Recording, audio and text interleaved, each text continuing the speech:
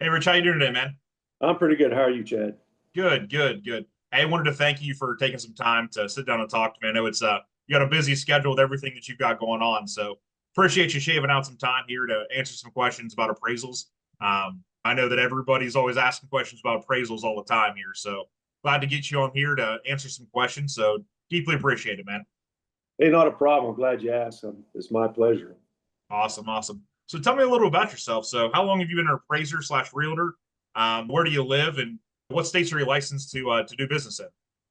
Well, I've been an appraiser since 2003, so that's a little over 22 years. I've been a real estate agent for since 2020, so I think September will be 5 years. I was an agent in Ohio in the beginning of my appraisal career, but I just didn't do much with that, and I let the license lapse, which was a mistake because it's easier to keep them than it is to get them back. Currently, I live in Wheeling, down by Swisher Tobacco. Um, I'm a licensed appraiser in Ohio and West Virginia, and I'm a licensed agent in West Virginia.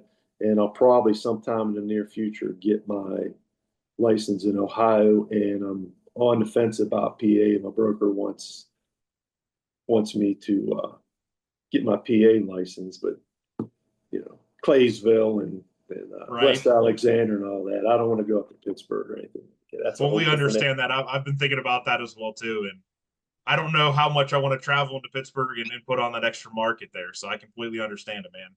Yeah, if I'm gonna drive half hour, 40 minutes, I might as well go to Weirton, Right. Steubenville.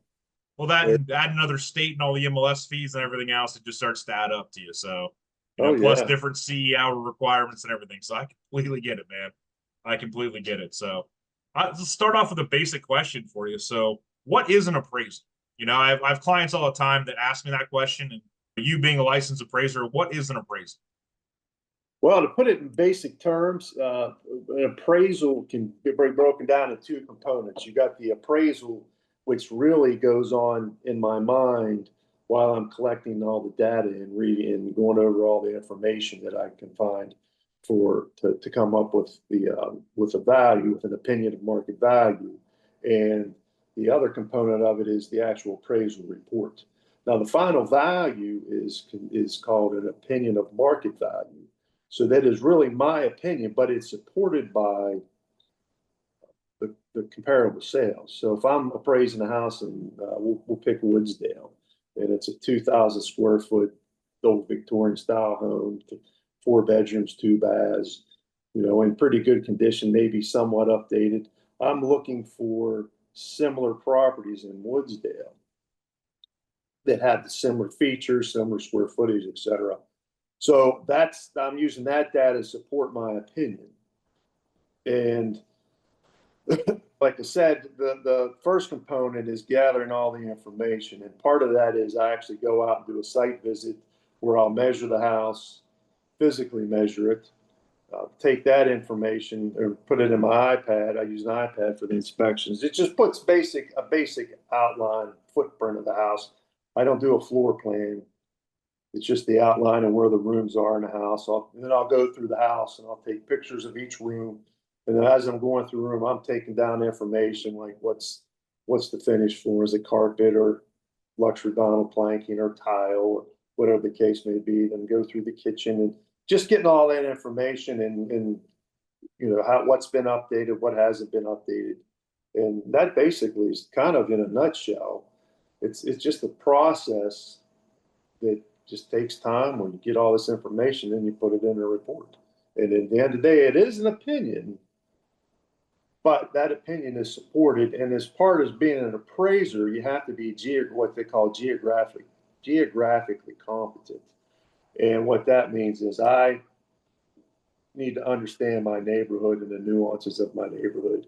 Because you take a house, 200-year-old house in Woodsdale that might sell for 200 to 220 or $40,000.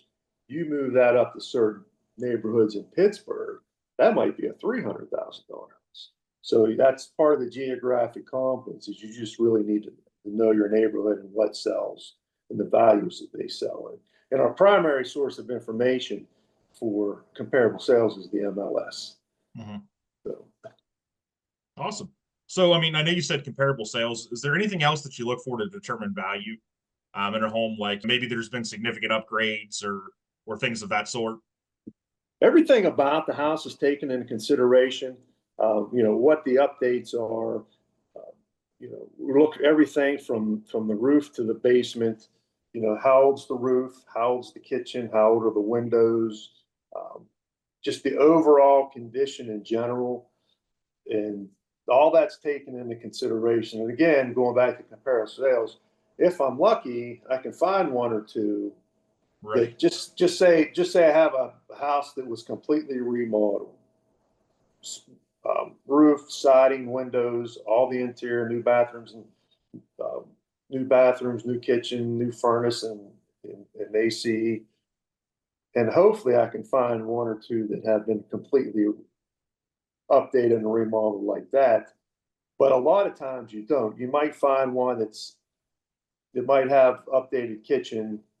The bathroom might be 10 years old, the roof might be 10 years old, and maybe it's time to update some of the flooring and paint inside. So you have to just go through and figure out what the adjustments are for those condition differences, or if there's a bathroom, how many bathrooms does it have? If your subject property has, 2.5 baths, and you find a comparable sale with 3 baths or 2 baths, then you have to sit there and determine what the difference is in value and make that adjustment for. And that is not that's not an easy task, as you probably know when you do your CMAs. Absolutely. Yeah. I mean, we've talked about it quite a few times, but in our conversations, we always bring up it's really easy in a neighborhood in Columbus that every single deck is the exact same. But the Ohio Valley is just such a unique area where, it's not that new build situation where you're adding one thing onto another all the time. So it's Right, definitely different. It's more of an art form with your valued opinion, in my opinion, of course, here, you've got to really know the neighborhood, like you said. right. And if as far as like the standards that we have to follow, and we got to follow Fannie Mae standards, and um, or their guidelines is a better way to put it. And Fannie Mae and a lot of the GSEs, Fannie Mae, Freddie Mac, FHA, they want it to be like 70% science and 30% art, or 80-20 science, 20% art. The problem is there's, like you said, we don't have those cookie cutter neighborhoods like Mhm. Columbus has, where we're more probably like 60 to 70% art and 30 to 40% science, because we just don't have those cookie cutter neighborhoods, and it just makes it difficult to determine what the adjustments and the differences are. Absolutely. Absolutely. So what areas, like when you think about houses in your appraising world, what areas of a home are add the most value if you think that they're redone or remodeled or upgraded? Let me just say this first. Everything in appraising, or most questions in appraising, if not all, can be answered. All depends. So it all depends. It all depends that if you have a house that maybe 15 years ago, the kitchen was updated, and the roof, like I said before, the roof's 10 years old. Maybe updating the furnace because everything's still in good shape. Maybe updating the furnace if you have a real old furnace. Replacing anything that's really dated would probably be the biggest benefit to your value. But that all depends on the rest of the house. Like I said, if you have an old wood side house, we have a lot of those around here. That the paint's peeling off. Well, it costs $15,000, $20,000 to paint some of these houses. If everything in the inside's good, painting the outside is not going to give you. Just say it costs 20,000. You're not going to get $20,000 right away. You might get 5 to 10, because people expect the outside of the house to be preserved. So it kind of all depends. And if you're looking at, we'll just take investors for example. If you're buying a house to flip, how much did you pay for the house? How much you going to put into it? I had an investor call me one time and say, "What's a new furnace add to value?" I said, probably about half of what it costs to put it in, but that also all depends on what the rest of the house looks like and how much money you putting into the house to get it ready for sale to remodel.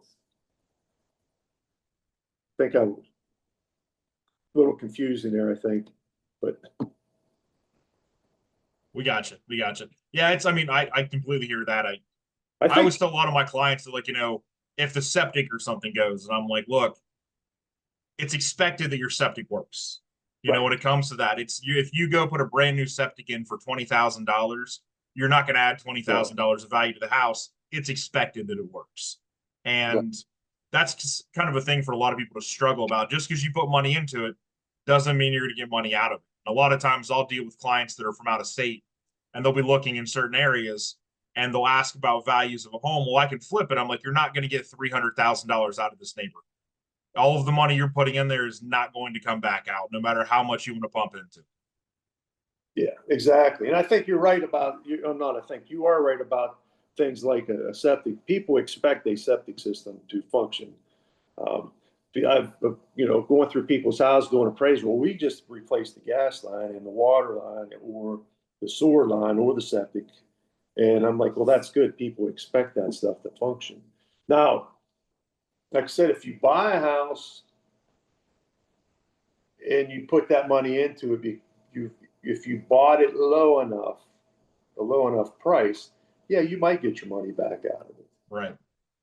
But if you live in a house for 10 years and you just all of a sudden need a new septic tank, like you said, you're not going to get your money back out of that. People expect that to function. I think one of the biggest factors in homes is just doing a regular maintenance, keeping up on the maintenance. So there's no issues. If the outside needs, if it's wood siding and needs painted or the foundation, keep that stuff maintained. Go out there every couple of years and look around and touch it up. And, sometimes even if you're using the same paint that you originally used out of the same can, sometimes that doesn't actually match, but it still would look better than have a big chunk of paint that peeled off of there. So Absolutely. I think maintenance is the biggest thing, and people, and you don't have to do major updating all the time. Sometimes just paint and carpet. I've always heard, and I always thought, probably get your biggest bang for buck is paint and carpet, provided everything else is still in good shape and usable. Now, if it's dated 1970, house is built in 70, still the same cabinets, it's still the same bathroom.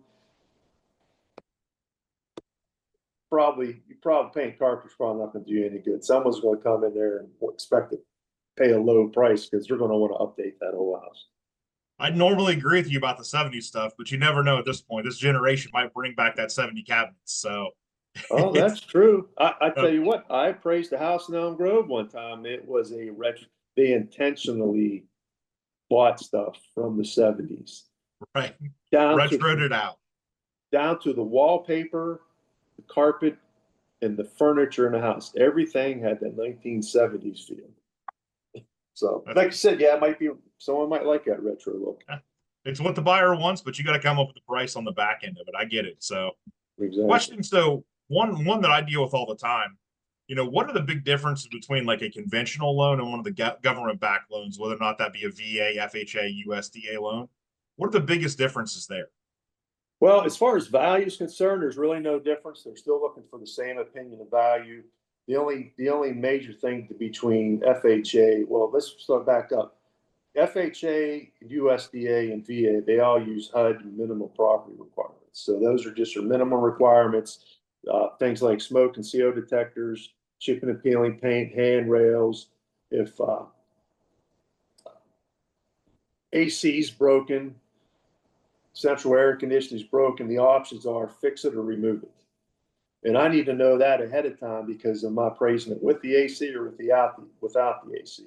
At the end of the day, that's depending on the price range. That could be a $1,500 adjustment or a couple $1,000 adjustment because to replace an AC or have one installed, it's usually about $2,000, $2,500. So they use the HUD, like I said, FHA, USD, and VA uses the HUD standard. The only, as far as the appraisal, the HUD standard is all my comps, my first three comps and report have to be within 12 months. If I have to go back in time, that's fine. I can put comps 4, 5, and 6. Conventional, there's a little more leeway there. The main thing with FHA and USDA and VA is, like I said, the minimum property standards. Now, if I'm doing a conventional loan, I'm still required, if there's some deficiencies, I'm still required to note it in a report. But for FHA or any HUD, for HUD, I have to make it subject to those repairs. So the value I put in a report is subject to making those repairs. Gotcha. Gotcha. So one thing I deal with all the time, and I'm sure you've dealt with it as a realtor, I just want to ask you in your opinion here, because, would you still recommend getting a home inspection even though you've got an FHA loan? And the reason I say that is a lot of times people confuse the appraisal and the home inspection. And I've, pass or fail for an inspection, and we've got to explain to them that's not how it works for an inspection. The appraisal is a little bit different. So for everybody that's listening, would you as a realtor still recommend getting a home inspection even though an FHA appraiser is coming in or a government backed? Absolutely. The difference between what I do as an FHA appraiser and a home inspector is I'm just looking for minimum property standards, like I said, chipping and peeling, paint handrails, smoke detectors, things like that. Where a home inspector is going to be a more in-depth look. He's going to actually take the cover off the breaker panel, make sure it's wired correctly. He's going to take the cover off the furnace and take a look at it and see if there's anything he can notice and there might be a problem. He's going to run. Well, I have to run a furnace and AC, but he's also going to run a furnace and AC. He's going to check all the components of the house. He's going to actually probably get up in the attic and look around, where I just got to stick my head through and take a couple of pictures and take a good look to make sure like none of the trusses or whatever, nothing's broken or there are any apparent leaks. Home inspector's probably going to go through there. The other thing about doing a home inspection, if you get a home inspection, it does two things. One of two things. One is it's a good home inspector. Just like every business, we have good ones and bad ones, appraisers, good and bad, agents, etc.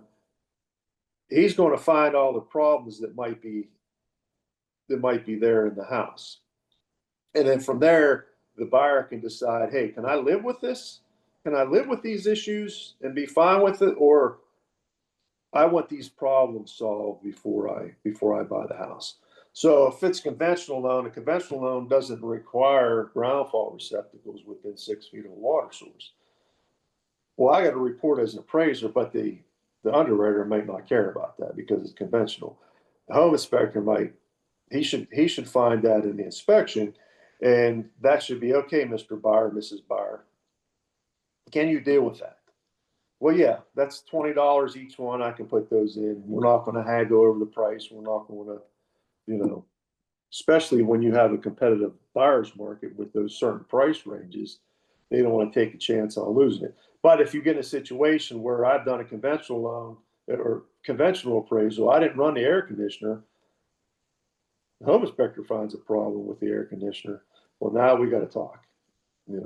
Maybe we need to get some cash back at closing to fix that AC. So back to my original point, if you have one, he's going to point out the problems, like these are things that are deficiencies I found in the house. If he doesn't find any deficiencies, you haven't wasted your money. Now you have peace of mind that everything's in good shape. So I always recommend get a home inspection, because I'm not doing the in-depth things that the home inspector does. He's going to get on a ladder and go up and take a closer look at the roof. Now, I think today some home inspectors will get the drones out and maybe fly a drone over the roof and look at it that way. But other than that, they're going to do a lot more detailed analysis in their inspection. Absolutely. Everybody heard it right there from the horse's mouth. From an appraiser right there, get a home inspection. I always tell my clients, you're spending, some of the largest transaction you're having your entire life. Spend a couple $100s to get that home inspection to hedge your bets, because you don't want that dream home to turn into a lemon overnight. So.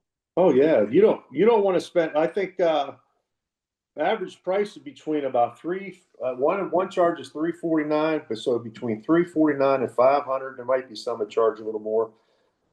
But if you're buying a $250,000 house, spend that little bit of extra money. Like I said, it's either going to find the problems or you're going to have peace of mind. Absolutely. And it gives you something if you find a major problem.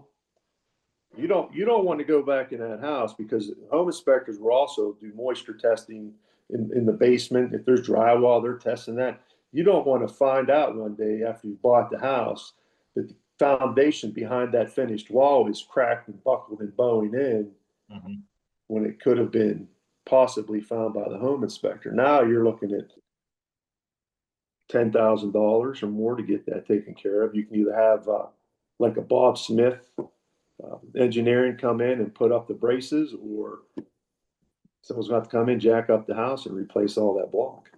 Gives you the opportunity to negotiate. That's when the Exactly. realtor kind of steps in and supports you on the back end of it. So, is there anything on the appraisal side that I'm missing? Anything, high level stuff to mention to people out there watching right now about appraisals that they should know about? Well, we'll go back to what we talked about earlier: maintaining the house, making sure there aren't any problems. If if you if you know you need ground fault receptacles, go ahead and get those replaced. Replace them yourself. It's not that difficult. I should always recommend an electrician, but a lot of people know how to change those. Make sure you have smoke and CO detector on each level of the home. Um, some of the modern homes where you'll have like a one-story house, you'll have two bedrooms and a bath on one side of the house, and the master suite or the primary suite on the other side. Well, you're going to need smoke and COs for both sides. You only need COs if there's a gas appliance. If it's an all-electric house and there's no wood stove, there's no propane space heater in the basement, or no gas or propane at all, you just need the smoke detectors. So I think going through a house, someone's house, and just looking things over, it goes back to the maintenance. Make sure you don't have chipping and peeling paint. Now for FHA, it's any house built prior to 1978, any chipping and peeling paint anywhere on the property.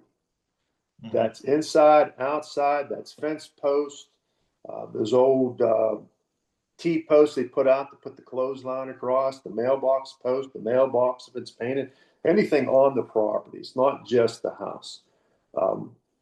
So just make sure everything's got paint. And honestly, I've had people buying a house and it's like, hey, you got to paint this. I don't care. As an appraiser, I don't care what color it is. If you go to Lowe's and they got a bucket, they got a can of pink paint, exterior paint, because somebody didn't like it and they brought it back, and you pick it up for $5. I don't care if you paint it pink, just as long as that wood seal. Now, hopefully, you'll want to come back and paint the whole house at some point, get all the same color. But those are things that aren't that big of an issue. Colors and worn carpet's not a big issue with FHA. I just noted I've not seen anybody ever have to replace the carpet. Um, I'm sure you've been in several homes. They have the peel and stick tile where the peel and stick 12-inch squares are starting to peel up and break off. I report those, but that's not a minimum property requirement. That's anything cosmetic you don't have to worry about, except for the paint. Anything built after 1978, it's any wood on the exterior of the house. Fence doesn't matter. All those other painted surfaces don't matter. If it's any wood surface on the outside of the house, you got to preserve that. Awesome. Well, hey, I appreciate you, hopping out here today and spending some time with me. So, if they want to get in touch with you, what's the easiest way to get in touch with you? They can call me. I think you said I'll give you my information. You can put it in a link, or they can email me. I'll send you that information too. They can Google me. I do have a Google business page. So other than that, yeah, they're looking to buy or sell a house. I'm trying to semi-retire out of the appraisal business. I understand. I understand. But And we'll 22. definitely, this is a good example of, collaboration over competition. People working at two different brokerages, but we all still work together. So Exactly. We need a lot more of that in this business. So, but hey, I appreciate you asking me to come on here, and um, hope to no see you out problem, of the sir. house somewhere. Will do. Have a great day, sir. All right, thanks. Bye.